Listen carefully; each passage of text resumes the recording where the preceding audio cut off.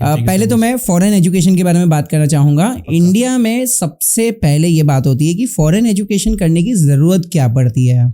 ये तो बहुत अच्छा क्वेश्चन है कि फॉरेन एजुकेशन करने की ज़रूरत क्या पड़ती है। तो पहली चीज़ ऐसी है कि बहुत सारे पेरेंट्स जो है ना, उनको लग रहा है कि आप एक इकोसिस्टम समझो कि स्टूडेंट के पेरेंट्स, जो आपके पेरेंट्स माइग्रेट हुए कोई छोटे गांव से शहर के अंदर, तो वो माइग्रेशन हुआ, तो वो स्मॉल लेवल माइग्रेशन था उस टाइम के ऊपर। लेकिन अभी वही पेरेंट्स बोल रहे हैं कि हमारे बच्चे को इधर से अब्रॉड भेजना है, तो this is the second level of migration. तो उसके अंदर ऐसा समझो कि बच्चे को अच्छी लाइफस्टाइल के लिए, अच्छे एजुकेशन के लिए और उसके बाद अच्छा पैसा कमाने के लिए। तो this is the reason I can say कि उसकी वजह से पेरेंट्स के अंदर एक पैशन है कि बच्चे को आगे पढ़ने के लिए भेजना है, और उनको लग रहा है कि कंफर्ट जोन भी मिलेगा, अच्छा पैसा भी कमाएंगे, और दूसरा सेफ्टी सिक्योरिटी के बारे में बहुत सारी चीज़ है जो पेरेंट्स को हमेशा दिमाग में रहती है कि भाई बच्चे को पढ़ाई करने के लिए भेजने के लिए दिस आर द रीजन। और सबसे बड़ा रीजन होता है पैसे का। तो पैसा is the top most thing.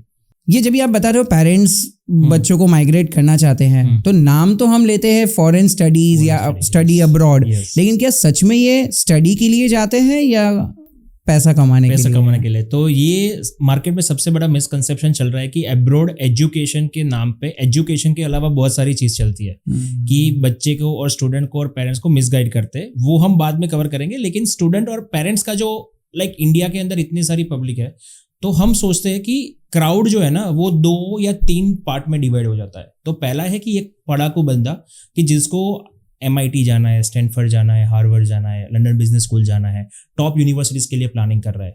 और दूसरे एक बच्चे होते हैं वो स्ट्रगलिंग फेज वाले बच्चे, सेकंड फेज वाले बच्चे कि जिसको अचीव तो करना ही है लेकिन उनके पास फंड नहीं है, right. This is the second category of students. और तीसरी कैटेगरी स्टूडेंट है कि जिसको पढ़ना ही नहीं है, जिसका इंडिया में कुछ होने वाला नहीं है, कुछ होता नहीं है, तो सर मेरे को भेज दो। तो हमारे वहाँ 3 टाइप के स्टूडेंट आते हैं। हमने 3 चीजों में कैटेगराइज कर दिया है। पहला स्टूडेंट की जो एक्सेप्शनल है, जिसको पहले से ही पता है कि मेरे को जैसे इंडिया में IIT में एडमिशन लेना है और IIM में जाना है, तो उसके लिए कितना प्रिपरेशन करते हैं। ऐसा स्टूडेंट आते हैं कि सर मेरे को तो सर हार्वर्ड में भेजना, स्टैनफोर्ड में भेजो, MIT में भेजो, तो ये टॉप यूनिवर्सिटी में भेजो। दूसरा स्टूडेंट आता है कि सर मेरी प्रोफाइल अच्छी है लेकिन मेरे फाइनेंशियल क्राइसिस थोड़े ज़्यादा है, तो मेरे को लोन से लेना पड़ेगा, तो मेरे को ऐसी और मॉडरेट यूनिवर्सिटी भेजो कि वहाँ पे मैं पढ़ाई भी कर सकूँ और पैसा भी कमा सकूँ। और एक बच्चा ऐसा आता है कि जो ऐसा ही सोचता है कि सर मेरे को वहाँ पे माइग्रेट ही होना है, बस आप मेरे को भेज दो। तो ये 3 कैटेगरी के स्टूडेंट है। तो अब्रॉड एजुकेशन को ये 3 पार्ट में डिवाइड कर सकते हो और इंटरेस्ट के ऊपर।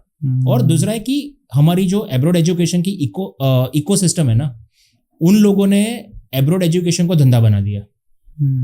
बिकॉज उन्होंने इसमें सबसे बड़ा रोल सर आता है काउंसिलर का। काउंसिलर क्या बोलता है कि आप वहां पे जाओ और पैसा कमाओ। कोई ऐसा नहीं बोलता है कि वहां पे जाओ, अच्छा पढ़ाई करो, अच्छा पढ़ाई करने के बाद आप अच्छा पैसा कमाओगे। तो ये काउंसिलर को बताना चाहिए। लेकिन जो हमारी पूरी फैटर्निटी है अब्रॉड एजुकेशन की और कंसल्टेंट की, बहुत सारे लोगों को बुरा भी लगेगा इस टाइम कि ये क्या बोल रहे हैं, लेकिन ये सही बात है कि बच्चे को एजुकेट नहीं करते हैं कि आप अच्छी जगह पे पढ़ाई के लिए जाओ, वो एजुकेट नहीं करते कि आपको ये कोर्स लेना चाहिए। तो ऐसी ढेर सारी चीज़ें जो इकोसिस्टम में है, तो वो चेंज करनी पड़ेगी और पेरेंट्स और स्टूडेंट को दोनों को एजुकेट करना पड़ेगा अपने को। ऐसा है।